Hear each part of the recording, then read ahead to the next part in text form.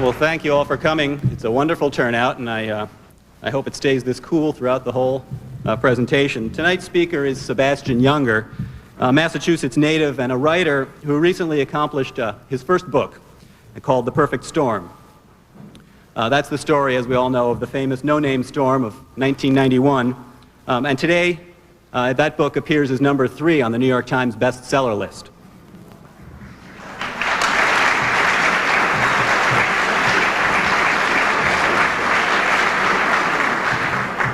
In his work as a journalist, Mr. Junger has traveled to such dangerous places as the front lines of Bosnia. In fact, he specializes in dangerous assignments. But the success of his book seems to have changed his lifestyle just a little bit. Yesterday, the Salem Evening News quoted Mr. Junger as saying that his book's success is making him lead a different sort of lifestyle, one that he's not particularly fond of. While I'm glad he doesn't consider this to be a dangerous assignment, I'm sure that at least he will make this evening enjoyable for all of us. So please join me in welcoming Sebastian Junger.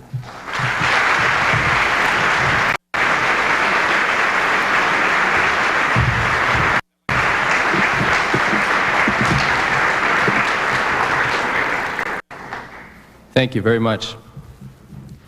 Someone recently asked me if writing this book has given me a fear of the sea. And I'm sort of looking out at this sea of faces, and I said, no, but it's given me a new fear of public speaking. So you'll have to be patient. I'm new at this, but I'm starting to enjoy it, actually. It's for a lot of my life as a writer, I would write things, and I would never get a response from people. They were in small publications. I would never hear back about what. And that's the worst thing in the world as a writer. There's almost nothing worse. Maybe worse than not write at all. And so finally, I'm just getting this sort of bounty of response from people. It's making up for 10 years of being what at the time felt like a failed writer. And even a few years ago, when the storm hit, I was not making a living as a journalist. I was working as a high climber taking trees down. And it gave me an interest in dangerous jobs because on one tree, and not even a dangerous tree, interestingly, it was a very mundane little elm tree. I've never described a tree as mundane, but there you have it. It was a mundane little elm tree, and I wasn't paying attention, and the saw jumped. The tip of the saw hit something and jumped and hit the back of my leg and just tore up the back of my leg. I was able to open the cut up and see my Achilles tendon. And I did that because I used to run marathons, and the first thing that went through my mind was, oh my God, my Achilles tendon, because I had heard, I don't know if this is true, I had heard if you cut the Achilles, it rolls up like a window shade.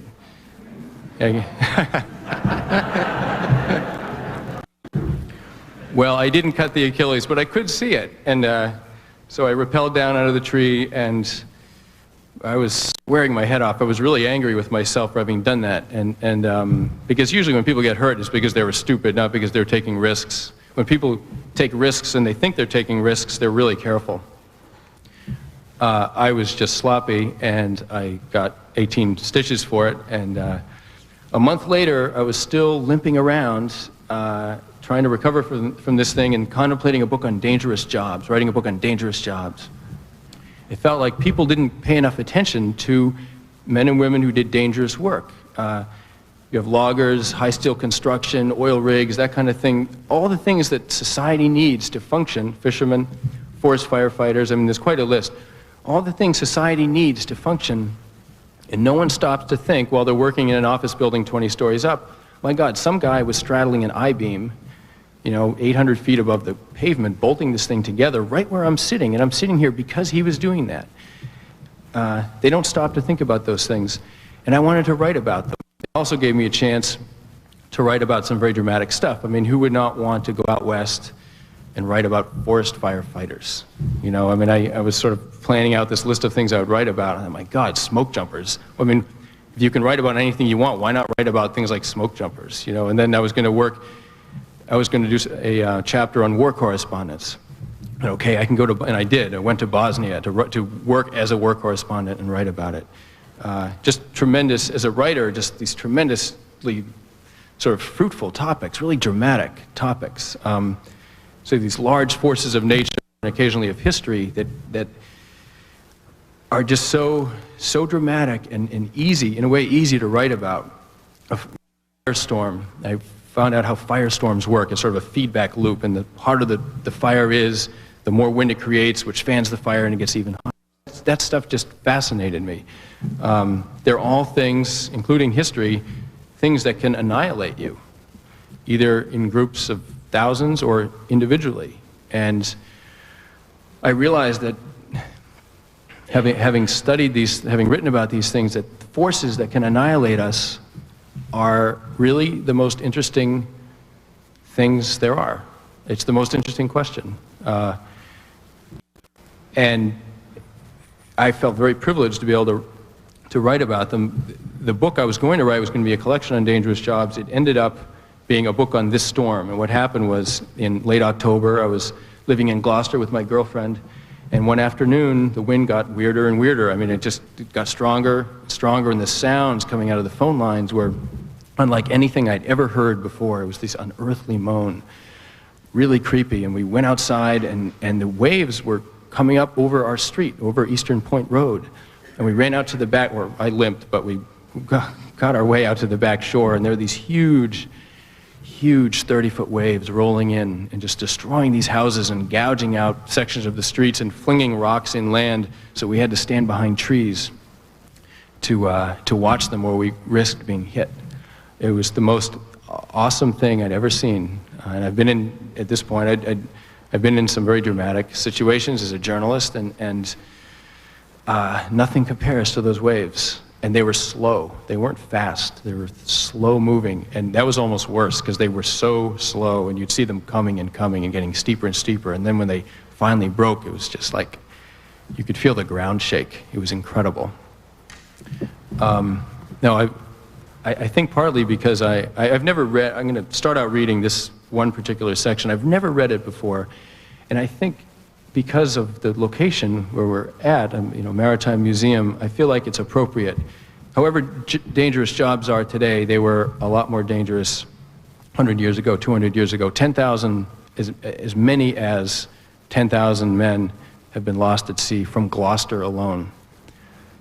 Gloucester today has 28,000 people. So I can't think offhand, I can't think of a town that has had that kind of casualty rate in anything. There's certainly no town that has given up that many men to all the wars combined. Even logging, as dangerous as it is, doesn't do that kind of damage. It's an incredible statistic, and that's because when storms hit the Grand Banks or Georges Bank, they could sink a dozen schooners. They'd be anchored. They were trying to ride out the storm, and if the anchor cable broke, they'd try to survive sailing, but they wouldn't be able to because the wind's too strong. They'd be smashed into another boat, and they'd go down. Having your anchor cable break in a storm on Georges Bank was almost guaranteed death. And this is how I started my book. The book is called The Perfect Storm, and this is the first chapter, sort of an introduction. It's called Georges Bank, 1896. Excuse me a second.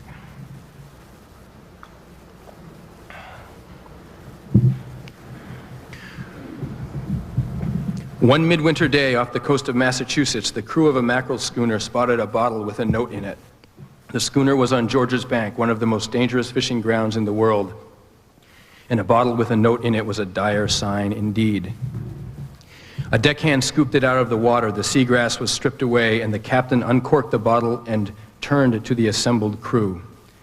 Quote, "On Georges Bank, with our cable gone, our rudder gone and leaking, 2 men have been swept away and all hands have been given up, as our cable is gone and our rudder is gone. The one that picks this up, let it be known, God have mercy on us." The note was from the Falcon, a boat that had set sail from Gloucester the year before. She hadn't been heard from since. A boat that parts her cable off Georges careens helplessly along until she fetches up in some shallow water and gets pounded to pieces by the surf. One of the Falcon's crew must have wedged himself against a bunk in the forecastle and written furiously beneath the heaving light of a storm lantern. This was the end, and everyone on the boat would have known it. How do men act on a sinking ship? Do they hold each other? Do they pass around the whiskey? Do they cry? This man wrote. He put down on a scrap of paper the last moments of 20 men in this world. Then he corked the bottle and threw it overboard. There's not a chance in hell, he must have thought. And then he went below again. He breathed in deep. He tried to calm himself. He readied himself for the first shock of sea. Now, I have a sort of interest in how people confront danger and confront their deaths.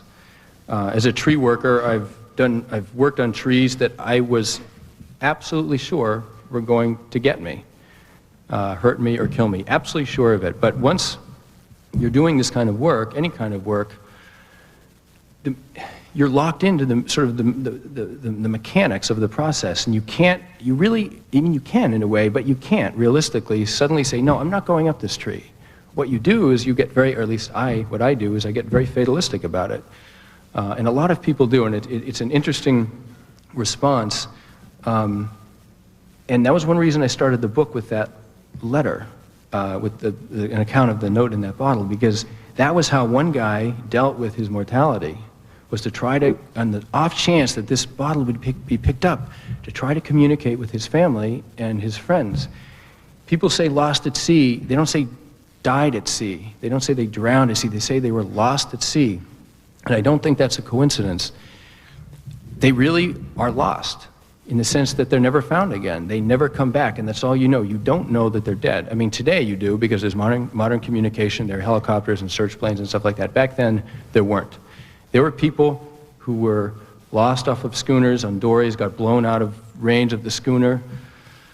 They would tug trawl off from dories off of on the Grand Banks. You'd have a mothership, and sometimes the fog would roll in, the dories would get blown out of range.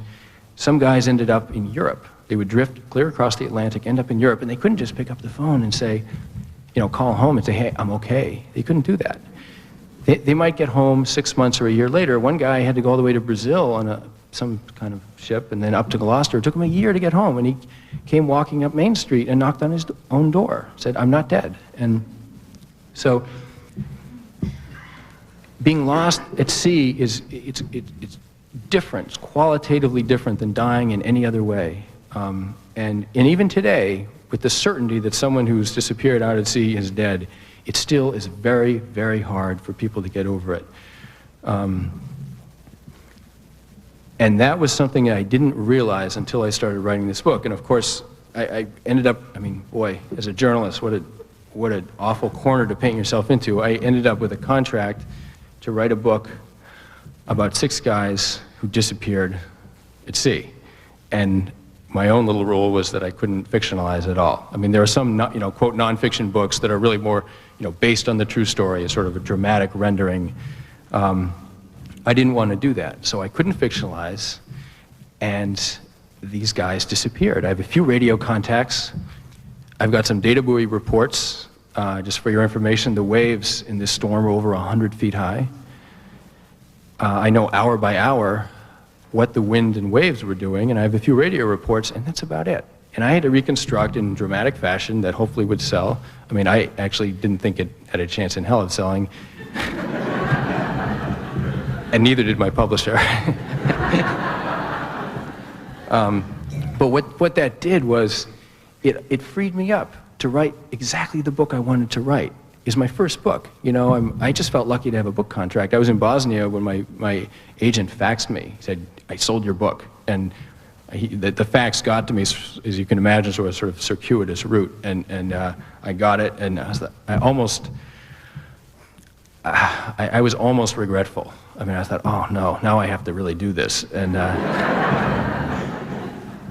I'm a writer, not a magician. I can't just pull this story out of a hat, and 300 pages, that's a long way to go with a story you don't know what what happens. And so I came back and I realized what I could do, and maybe it would even be a more interesting book, is, okay, I don't have what happened to these guys on the Andrea Gale, and I guess I haven't mentioned that yet, a sword fishing boat from Gloucester. I learned the next day after watching these huge seas hit Cape Ann, the next day I found out a sword fishing boat from Gloucester, the Andrea Gale, 72 feet, steel-hulled commercial fishing boat, was lost, or was incommunicado. They couldn't raise her on the radio. She was coming back from the Grand Banks. Now these guys go out for, people, when I say sword fishing, often people think of sport, you know, like sport fishing. These guys are not sport fishermen. They go out for a month, 5, 6 weeks at a time. They make $10,000, sometimes as much as $10,000 a month. And they come back, they've got a week on shore, and I assure you they live that to the fullest. And Gloucester's kind of built for that. There's a lot of waterfront bars, and these guys really pack a month of living, the living that they didn't do out at sea, they really pack it into that week. One of my problems as a journalist was to interview them sort of in their environment. You know, I'm not a fisherman, I never worked as a fisherman, I've been out on boats, but I'm not a fisherman. And the best place to find these guys is in the bar. And particularly the Crow's Nest is where I ended up hanging out a lot, a wonderful place. And I finally ended up with a rule that I'd moved away from Gloucester at this point. I ended up with a rule that I couldn't do more than 2 days of research in a row in Gloucester. And I'm not just trying to be funny. I really couldn't take it. These guys, they drink so much, and I don't blame them. I would too if I lived like that. And if you're in the bar, you know, you have to sort of keep pace with them. And so you'll be talking to some guy, drinking a beer, and it's okay. I mean, usually I don't have anything to drink till it's dark out. It seems like that's a nice time to have a drink, is when it gets dark.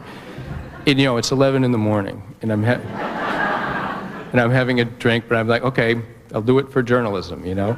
And so, you know, we're talking, and then some guy comes in, he's just come in from offshore, you know, he's been out for a month, he comes into the bar, he's ready to start enjoying his week on shore, and he buys the whole bar round. So now I have 2 beers in front of me. And then his friend comes in, and now there's 3 beers in front of me, and I've had 4 beers in front of me, you know, and I'm drinking them fairly quickly. And one time I stopped in to ask Ethel Shatford, who is a bartender at the Crow's Nest.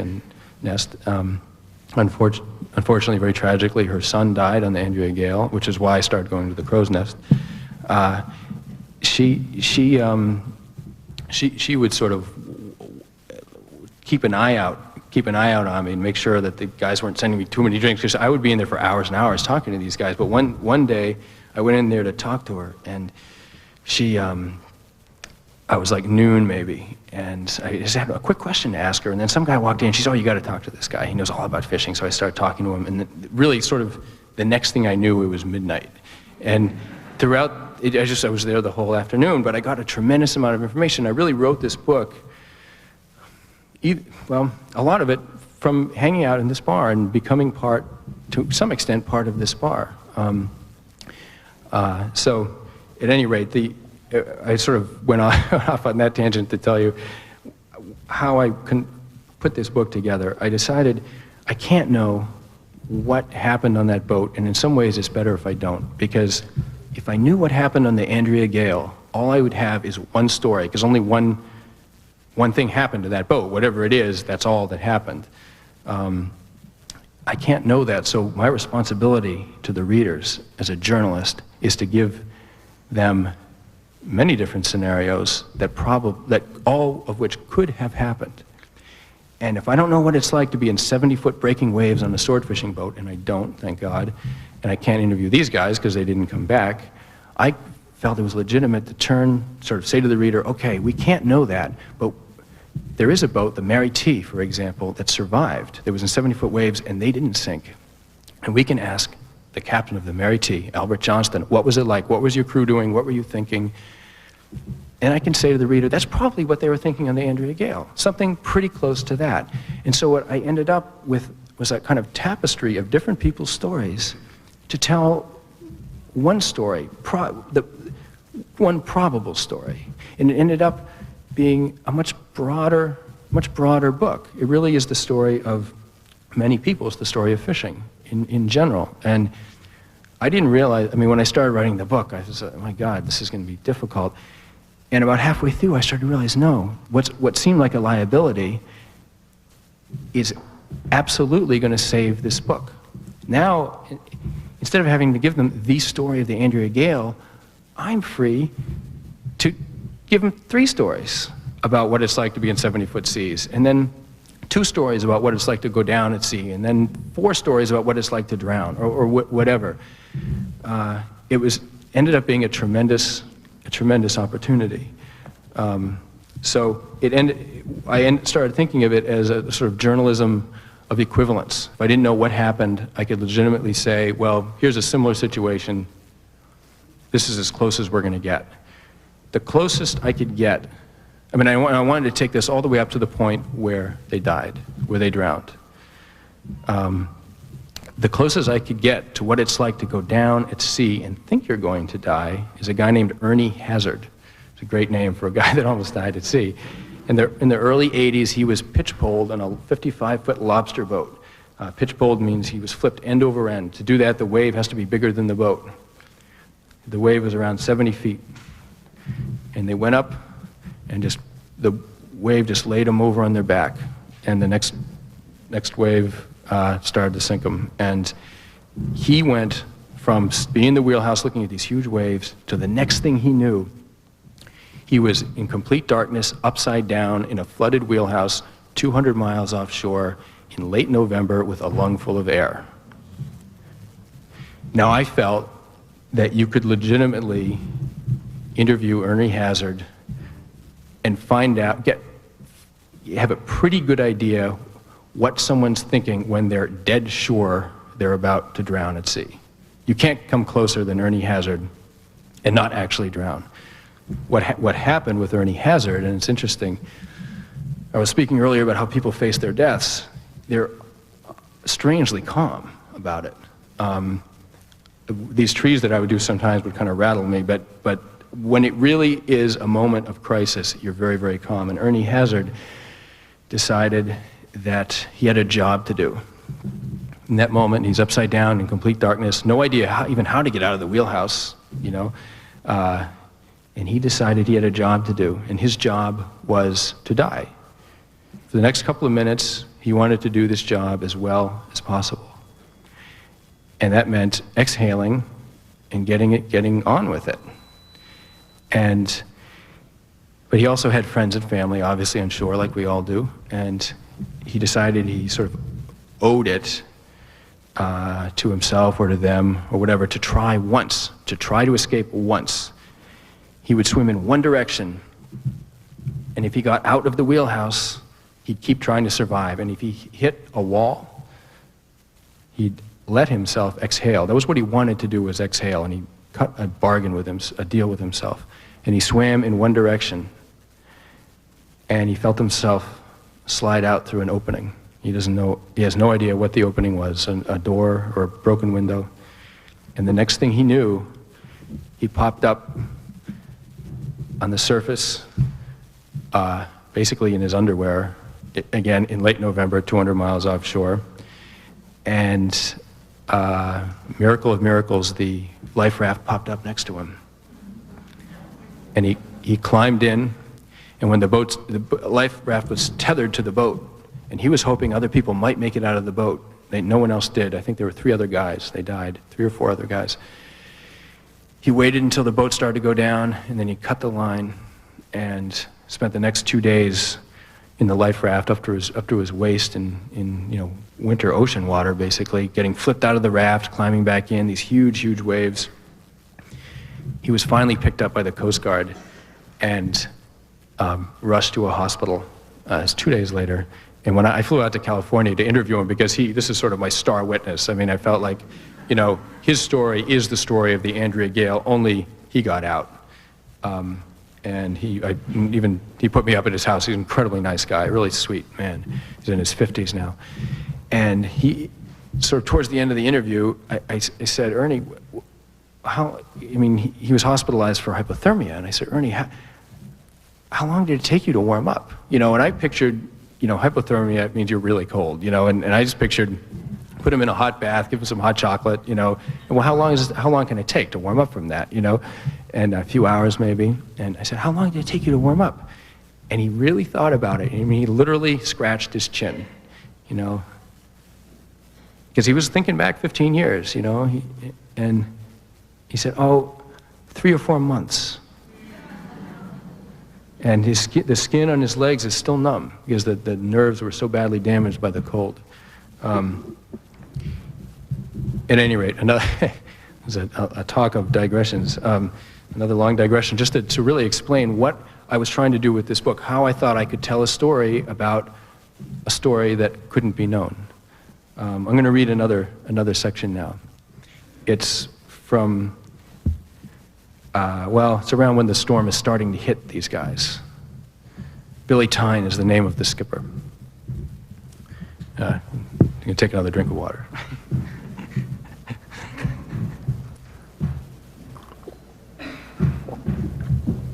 I started each chapter with a quote.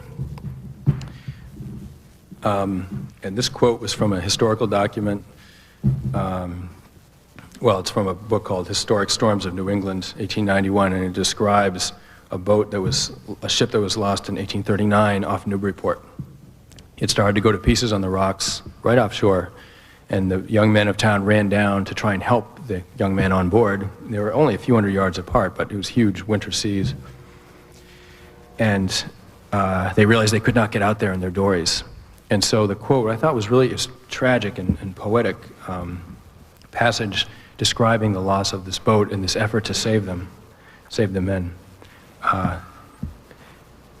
The men could only look at each other through the falling snow from land to sea, from sea to land, and realize how unimportant they all were. There's a certain amount of denial in sword fishing. The boats claw through a lot of bad weather, and the crews generally just batten down the hatches, turn on the VCR, and put their faith in the tensile strength of steel. Still, every man on a sword boat knows there are waves out there that can crack them open like a coconut. Oceanographers have calculated that the maximum theoretical height for wind-driven waves is 198 feet. A wave that size could put down a lot of oil tankers, not to mention a 72-foot sword boat. Once you're in the denial business, though, it's hard to know when to stop. Captains routinely overload their boats, ignore storm warnings, stow their life rafts in the wheelhouse, and disarm their emergency radio beacons. Coast Guard inspectors say that going down at sea is so unthinkable to many owner captains that they don't even take basic precautions. We don't need an EPIRB, that's an emergency beacon. We don't need an EPIRB because we don't plan on sinking is a sentence that Coast Guard inspectors hear a lot. One of the videos on file with the Portland Coast Guard, shown as often as possible to local fishermen, was shot from the wheelhouse of a commercial boat during a really bad blow. It shows the bow rising and falling over mammoth, white-streaked seas. At one point, the captain says, a little smugly, "Yep, this is where you want to be. Right in your wheelhouse, your own little domain." I can tell you know what's coming. At that moment, a wall of water the size of a house fills the screen. It's no bigger than the rest of the waves, but it's solid and foaming and absolutely vertical.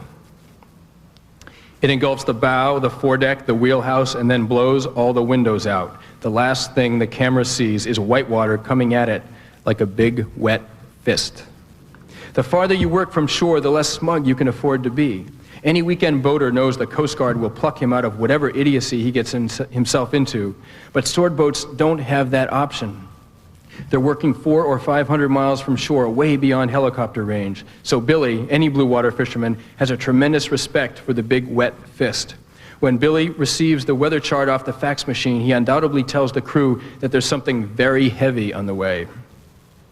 There are specific things you can do to survive a storm at sea, and whether the crew does them and how well they do them depends on how jaded they all are. Billy has fished his whole life. Maybe he thinks nothing can sink him, or maybe the sea is every nightmare he's ever had. A good worried crew starts by dogging down every hatch, porthole, and watertight door on the boat. That keeps breaking waves from busting things open and flooding the hold. They check the hatches on the lazarette where the steering mechanism is housed and make sure they're secure. A lot of boats founder when the lazarette floods. They check the bilge pump filters and fish out any debris floating in the bilge water. They clear everything off the deck, fishing gear, gaff pikes, oil slickers, boots, and put them down the fish hole. They remove the scupper plates so the boat can clear her decks. They tighten the anchor fastenings. They double lash the fuel and water barrels on the whaleback deck. They shut off the gas cocks on the propane stove. They lash down anything in the engine room that might break loose and cause damage. They press down the fuel tanks so that some are empty and others are as full as possible. That reduces something called free surface effect, liquid sloshing around in the tanks, changing the center of gravity. So far, the weather has been overcast but calm, light winds out of the northwest and a little bit of sea. Before the Portland gale of 1898, one captain reported that it was, quote, the greasiest evening you ever saw. And a few hours later, 450 people were dead. That it's not quite that calm, but almost. The wind hovers around 10 knots and a 6-foot swell rolls lazily under the boat. The Andrea gale passes just north of Albert Johnston during the night. It's a boat I mentioned, the Mary T. that I talked to. And by dawn, they've almost made the western edge of the Grand Banks, around 52 degrees west. They're halfway home. Dawn creeps in with a few shreds of salmon pink sky, and the wind starts to inch into the southeast. That's called a backing wind. It goes counterclockwise around the compass and usually means bad weather is coming. A backing wind is an ill wind. It's the first distant touch of a low-pressure system going into its cyclonic spin. Then another weather fax comes in. Hurricane Grace will turn northeast and accelerate. Developing dangerous storm moving east 35 knots will turn southeast and slow by 12 hours. Forecast winds 50 to 65 knots and seas 22 to 32 feet. It reads like an inventory of things fishermen don't want to hear. An accompanying chart shows Hurricane Grace as a huge swirl around Bermuda and the developing storm as a tightly jammed set of barometric lines just north of Sable Island. Billy can either waste several days trying to get out of the way or he can stay on course for home. The fact that he has a hold full of fish and not enough ice must figure into his decision. He did what 90% of us would have done. He battened down the hatches and hung on, says Tommy Barry, captain of the Allison. Now, the Allison was out there too, further to the east.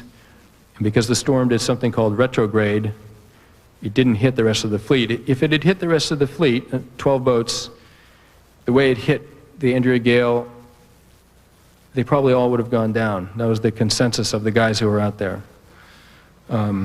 So Tommy Barry was on the radio to Billy Tyne for a while. And I got a lot of my information on their last hours and days from the rest of the fleet that was out there on the radio to them. He did what 90% of us would have done. He battened down the hatches and hung on, says Tommy Barry, captain of the Allison. He'd been gone well over a month. He probably just said, screw it, we've had enough of this shit, and kept heading home. Now I'm going to skip ahead to when the boat has gone down, is starting to go down. Well, there are these dramatic, very dramatic rescues in this storm too that I don't think I'll have time to get to tonight. And I'm saying that just so you don't think the entire book is as grim as this section is about to be. People were saved offshore, and the stories are worth hearing. They're incredible stories. But this point comes about 2/3 of the way into the book, and it concludes the story of the Andrea gale before I move on to these other stories. Whether the Andrea gale rolls, pitch poles, or gets driven down, she winds up one way or another in a position from which she cannot recover. Among marine architects, this is known as the zero moment point, the point of no return. The transition from crisis to catastrophe is fast, probably under a minute, or someone would have tripped the EPIRB. Now the EPIRB, as I said, is an emergency beacon. You can call a mayday just by flipping a switch. It's very quick and easy. My guess is that they went down extremely fast because there was no signal from them. There's no time to put on survival suits or grab a life vest. The boat is moving through the most extreme motion in her life, and there isn't even time to shout. The refrigerator comes out of the wall and crashes across the galley. Dirty dishes cascade out of the sink. The TV, the washing machine, the VCR tapes, the men all go flying. And seconds later, the water moves in. When a boat floods, the first thing that happens is that her electrical system shorts out. The lights go off, and for a few moments, the only illumination is the frenetic blue of sparks arcing down into the water. It's said that people in extreme situations perceive things in distorted, almost surreal ways, and when the wires start to crackle and burn, perhaps one of the crew thinks of fireworks, of the last 4th of July, walking around Gloucester with his girlfriend and watching colors blossom over the inner harbor. There'd be tourists shuffling down Rogers Street and fishermen hooting from bars and the smell of gunpowder and fried clams drifting through town. He'd have his whole life ahead of him that July evening. He'd have every choice in the world. And he wound up sword fishing. He wound up by one route or another on this trip in this storm with this boat filling up with water and 1 or 2 minutes left to live. There's no going back now, no rescue helicopter that could possibly save him. All that's left is to hope it's over fast. When the water first hits the trapped men, it's cold but not paralyzing, around 52 degrees. A man can survive up to 4 hours in that temperature if something holds him up. If the boat rolls or flips over, the men in the wheelhouse are the first to drown. Their experience is exactly like Hazard's, except that they don't make it out of the wheelhouse to a life raft. They inhale, and that's it. After that, the water rises up the companionway, flooding the galley and berths, and then starts up the inverted engine room hatch. It may well be pouring in the aft door and the fish hatch, too, if either failed during the sinking. If the boat is hull up and there are men in the engine room, they are the last to die. They're in absolute darkness under a landslide of tools and gear, the water rising up the companionway and the roar of the waves probably very muted through the hull. If the water takes long enough, they might attempt to escape on a lungful of air, down the companionway, along the hull, through the aft door and out from under the boat, but they don't make it. It's too far. They die trying. Or the water comes up so hard and fast they can't even think. They're up to their waists, and then their chests, and then their chins, and then there's no air at all, just what's in their lungs, a minute's worth or so. The instinct not to breathe underwater is so strong that it overcomes the agony of running out of air. No matter how desperate the drowning person is, he doesn't inhale until he's on the verge of losing consciousness. At that point, there's so much carbon dioxide in the blood and so little oxygen that chemical sensors in the brain trigger an involuntary breath whether he's underwater or not. That's called the break point. Laboratory experiments have shown the break point to come after 87 seconds. It's a sort of neurological optimism, as if the body were saying, holding our breath is killing us, and breathing in might not kill us, so we might as well breathe in. If the person hyperventilates first, as freedivers do, and as a frantic person might, the break point comes as late as 140 seconds. Hyperventilation initially flushes carbon dioxide out of the system, so it takes that much longer to climb back up to critical levels. Until the break point, a drowning person is said to be undergoing voluntary apnea, choosing not to breathe. Lack of oxygen to the brain causes a sensation of darkness closing in from all sides, as in a camera aperture stopping down. The panic of a drowning person is mixed with an odd incredulity that this is actually happening. Having never done it before, the body and the mind do not know how to die gracefully. So this is drowning, the drowning person might think. So this is how my life finally ends. Along with the disbelief is an overwhelming sense of being wrenched from life at the most banal, inopportune moment imaginable. I can't die, I have tickets to next week's game, is not an impossible thought for someone who is drowning. The drowning person may even feel embarrassed, as if he's squandered a great fortune. He has an image of people shaking their heads over his dying so senselessly. The drowning person may feel as if it's the last, greatest act of stupidity in his life. These thoughts shriek through the mind during the minute or so that it takes a panicked person to run out of air. When the first involuntary breath occurs, most people are still conscious, which is unfortunate, because the only thing more unpleasant than running out of air is breathing in water.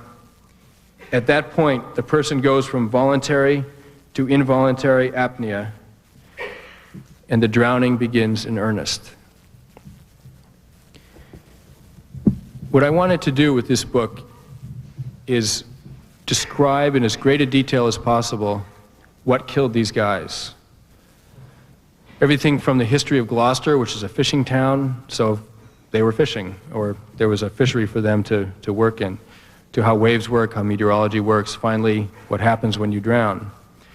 The drowning part was the only section that I had any real first-hand experience with. I mean, part of the drowning section is based on other people's experiences, interviews with doctors, that kind of thing. I mean, I saw all these forces as kind of vectors that sort of converged to kill these guys at a certain point at a certain time. I really wanted to explain how all of them worked.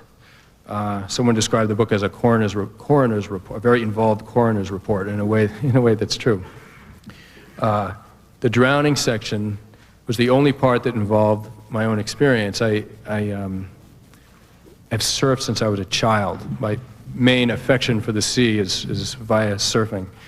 And a few years ago, I bought a winter wetsuit and was surfing in January. And I didn't know that the sandbars in the winter are different than in the summer. They're steeper, and when the waves hit them, they pitch forward in a way that they don't in the summer. And the same size wave, I would say, is about twice as powerful in the winter, and I didn't know this. And I was out there all by myself, late afternoon on Ballston Beach in Truro, beautiful place. I'd surfed there my entire life.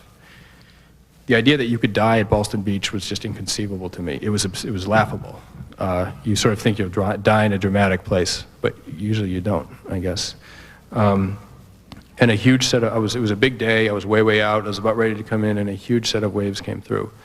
And the first one snapped the leash to my board, so now I'm just swimming around out there, and the second one just drove me down to the bottom, and I could not get up. The turbulence was too strong.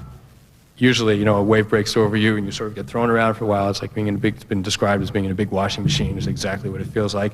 And if you just relax, eventually the turbulence has to dissipate and you come to the surface. It never did. It never let go of me. And it reminded me of another surfer described a very dangerous break in California called Mavericks that killed a world-famous surfer a couple of years ago. He said, the waves at Mavericks hold you down as if you owe them money. That's exactly what it felt like I owed somebody something. And what was going through a little bit of what goes through your mind was in this that I mentioned this chapter was what went through my mind. One paragraph of my experience that I put in there. I couldn't believe this was happening. And again, I started out talking about how people react to their own deaths, to what is going to annihilate them. My reaction was really interesting, and I'm going to, end the lecture with this thought. No one here has died before. No one has ever died. No one who can think about it has died, and so when you die, it's a completely new experience. You cannot believe it's happening. There's a sort of detachment. I guess that happens too, but at least in my experience, I was indignant that this can't be happening to me. And what was going through my mind was this sort of, one word was going through my mind: no, no, no, no, no, no, no, no, no. That's what was going through my mind. It felt like the sea was carrying out a personal grudge. You can't, it's sort of easier to think that a wave could purposefully kill you because it doesn't like you, than to think that the wave is just breaking and killing you completely by accident, without any intent at all. It just happens to be killing you while it's breaking you. That, in a way, is harder to accept than being killed on purpose. And I've heard that people who have been attacked by sharks the same thing. The horrifying thing about it is the shark is not angry. It's a completely machine-like, it does not care particularly that it's killing you. And that is what's really horrifying, that your life can be snuffed out by something that really doesn't care. I personally couldn't believe it, I was fortunate enough to survive, to think about it, and then tell you guys about it. I sort of finally wound up on the beach and just lay there. I was all alone on the beach, it was January in Truro, and I was just lying there looking up at the clouds going by, just thinking, wow. At age 32, I guess, it had never struck me how much you lose when you die.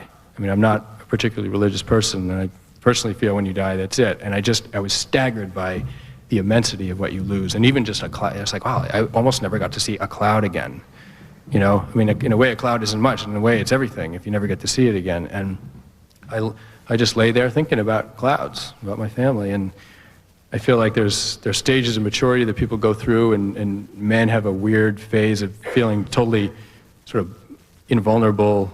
I mean, a lot of guys do, I think. So in their 20s, they're really reckless and feel kind of invulnerable. And I feel like the last stage, at least for men, or at least in my experience, is finally realizing that your life is valuable or even sacred, and to live accordingly.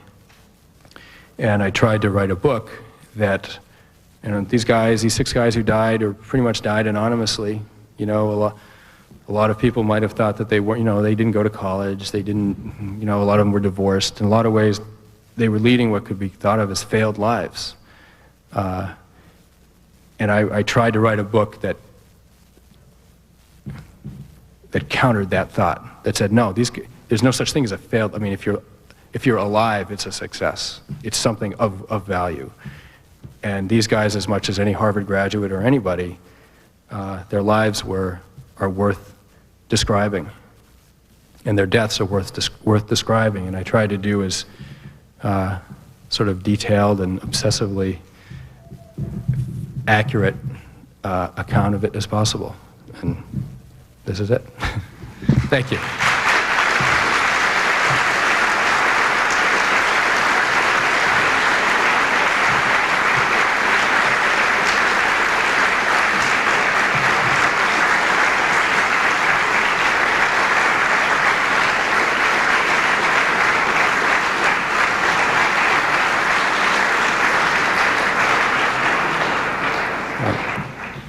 Thank you very, very much. There's going to be a question and answer session now. And if you would come up to the mic, they're asking that people come up to the mic to ask questions. If that's hard for people to do, if you're in the middle of a row, I can also repeat the question if I can hear you, so speak up if you can't get out of your row.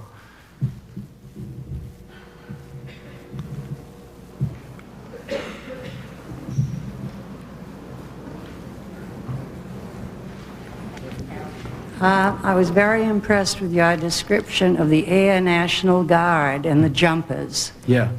I thought that was talk about dangerous jobs and fellows who just go ahead and do it.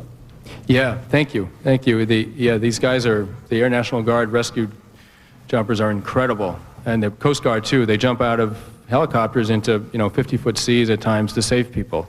I mean, I won't go into it any more than that just because we don't have that much time, but if you read the book, there's a whole section about an Air National Guard helicopter trying to save someone else. They had to ditch at sea in these huge, huge waves, 100 miles offshore at night because they ran out of fuel. They couldn't refuel from the tanker plane. They basically swam all night. When the Coast Guard cutter finally got to them, 205-foot cutter, the waves were so big that the guys on deck on the cutter were looking up at the guys in the water. They did not think they could get them on board. The guys in the water, or at least one of them, thought they were going to die within 20 feet of the cutter because they couldn't get on deck. The conditions were too violent. But they did. One guy was lost, but the other 4 survived. While in the bar, interviewing, trying not to drink, were you tape recording all these conversations?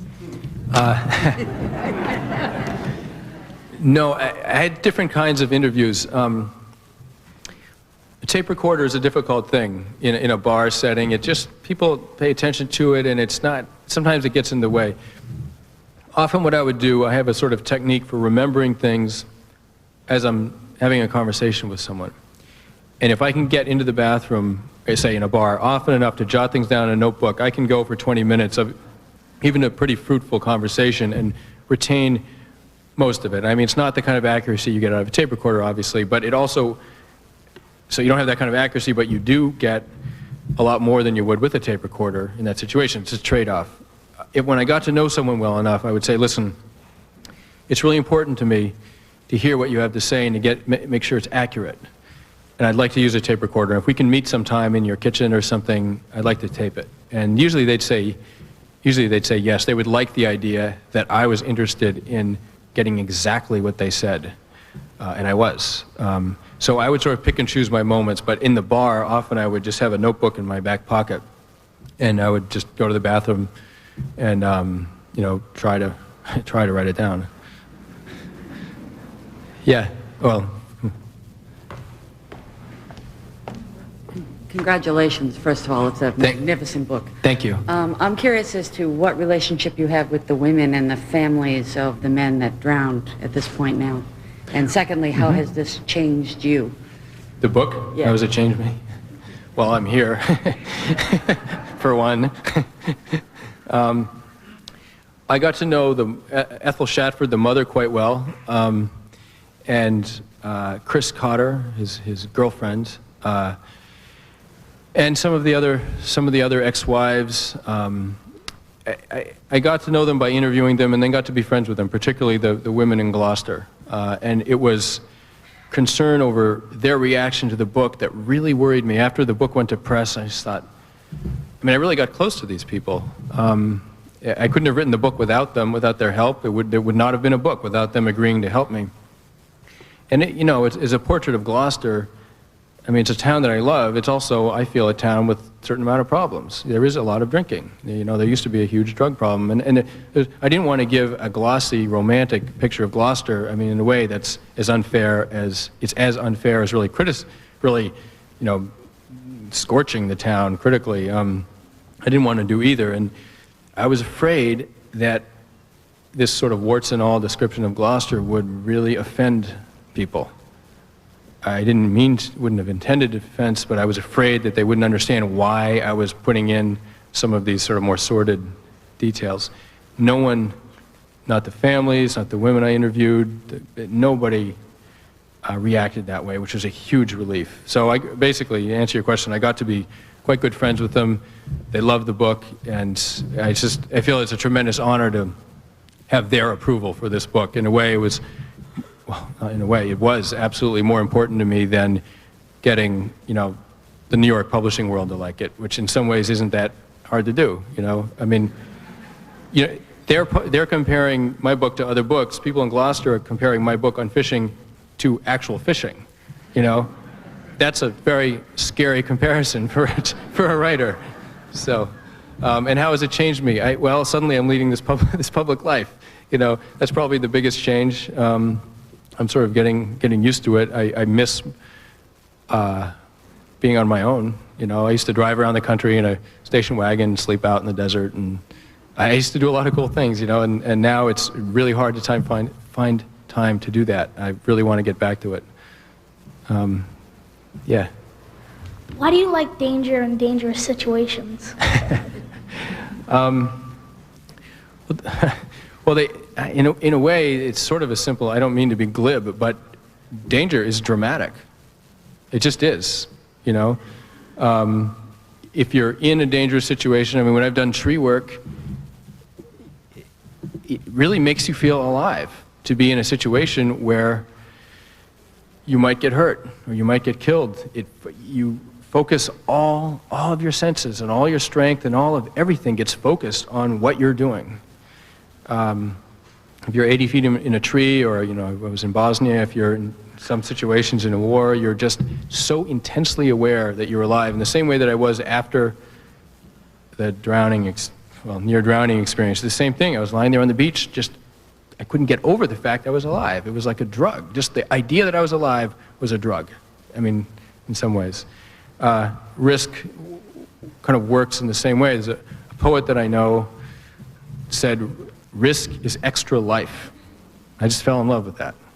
It's absolutely true, you know. After a certain point, it's not. Risk is death, you know. I mean, too much of it is death, but the right amount is you just feel alive, and that's a feeling that, you know, everyone wants, I guess. Yeah. From a meteorological standpoint, what was unusual about this storm? Why did it come to be? Was it a confluence of two or more storms, or was it a winter northeaster? Was it a hurricane? Good question. I usually bring that up, and I forgot to tonight. A National Weather Service meteorologist who I interviewed, who tracked the storm, he tossed this term off. He said, "Oh, you know, it was a perfect storm," and it's not a meteorological term, but I sort of grabbed onto that. I was like, "Wow, that's an interesting expression." What he meant was that so many variables had to line up to produce a storm of this size, 100-foot waves, et cetera, that it was meteorologically perfect. He said you couldn't design a worse storm, for New England at least. A hurricane came up from the Caribbean, merged with a gale off the Great Lakes. Either storm would have been a big storm. They merged and turned into a huge storm, and that wasn't the end of it. Storms usually go west to east with the jet stream. So they spend a minimum amount of time over the coast. Well, this storm went west to east with the jet stream, and then it stopped and turned around. The jet stream had a kind of spasm because there was a third weather system called an anticyclone, basically a huge cold front, a high-pressure system, that forced this huge storm, forced it back towards the coast. It's called a retrograde. So it went offshore, it stopped, and turned around and hit the coast a second time. It was the second hit that really was devastating. And that is what this meteorologist, that was why he said it was a perfect storm. Otherwise, it just would have been a real big storm. It was the retrograde that, in his mind, really clinched it as quite a rare configuration of weather systems. Yeah. First of all, I want to say the book was incredible. We really enjoyed it. Thank you. And then I want to ask you, do you still surf? Yes, I do, although I'm a lot more careful in the winter. I overestimate the waves rather than underestimate them. That's a new thing in my 30s. Yeah.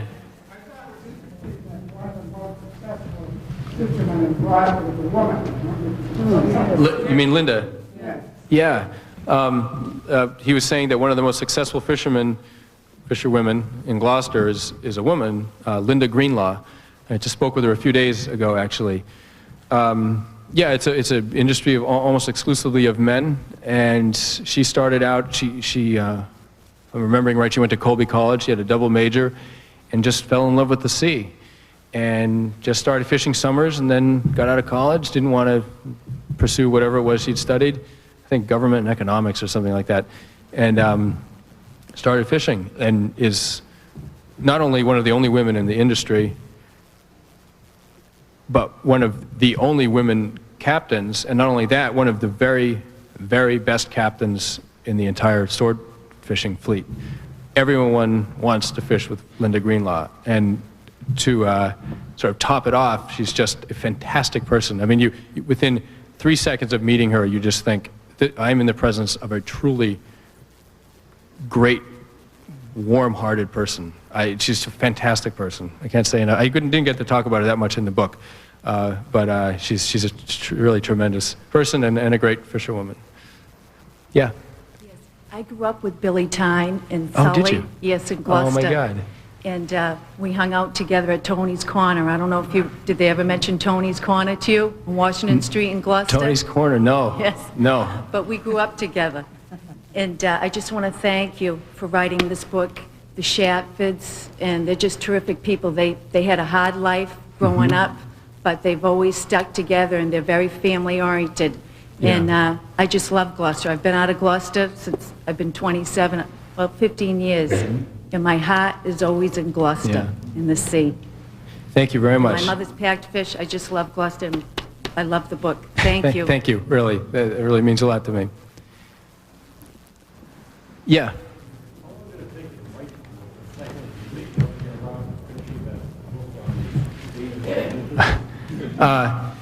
Took me about 3 years of, 2.5, 3 years of full-time work. I mean, it took longer than that, but if I compressed it, you know, if I sort of condensed it, probably 3 years of, 2.5, 3 years of work. I was a year late turning it in. And no, I don't think I'll write a book on dangerous jobs. I like that topic. I think I'll keep writing about that kind of thing. I don't think I'll do it as a collection. I'm not sure what I'm going to do next, actually. I mean, I have some ideas, but I'm not sure. Yeah. How much distance was there between your proposal that the publisher accepted and the finished book? He wants, I forgot I'm supposed to repeat questions when they're asked, not in front of the mic. He wants to know how much difference there was between my proposal and the finished book. It was pretty close. It was, I mean, I learned a few things as I was writing it, you know, a few things I had to change, but it was pretty close. Yeah. Haven't read the book yet, and assumably I will, but somebody asked earlier about your relationship with the survivors. I'm interested in the way you got connected with the men on the boat. Not having read the book, but I would assume you get intimately connected with them. And are there any in particular that you really felt especially connected with, and why might that have been? Yeah, okay. It sounds like this has to be the last question. Is that right? Okay. He wants to know about the men on the boat and how I sort of found out about them, and if there are any that I sort of gravitated towards as the writer. I found out about them by interviewing their families and their friends. Some of the families didn't want to talk to me just because it's a painful topic, and those guys just did not get that well fleshed out in the book. I guess probably Bobby Shatford I sort of got closest to, if you can call it that. I got to know his girlfriend pretty well and his mother. Between the two of them, I got a pretty good idea of who he was. And his brother, his younger brother too.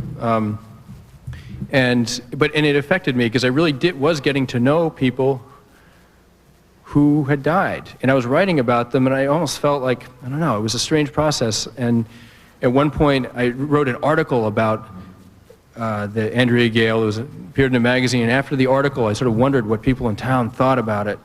Most people liked it, a few people didn't. And I had a dream, I had a couple of dreams. One dream I was on the Andrea Gail, she was going down. I had a couple of very intense dreams about this boat, but one of them was I was on a beach and the Shatford family was having a cookout. And Bobby Shatford was there and he couldn't go to the cookout because he was dead. And he was apart, he was down the beach. There was a bluff and then this deserted beach, and he was apart from them. They were having a good time and singing and stuff, and he was apart from them. They had a fire, a bonfire, I think. And I walked up to him and I said, Bobby, I said, I'm Sebastian Younger. It's really, really good to meet you. And we shook hands. And he said, oh, he said, it's really good to meet you too. He said, you know, I really liked your article. And I said, you know, coming from you, that really means a lot to me. And so that sort of relieved a lot of my anxieties. That, as you can imagine, I was really scared that I was somehow doing something bad in resurrecting these guys, and I was sort of chronically worried about that, and that helped. And then the response from Gloucester sort of finished it. I guess we have to stop now. Thank you very, very much.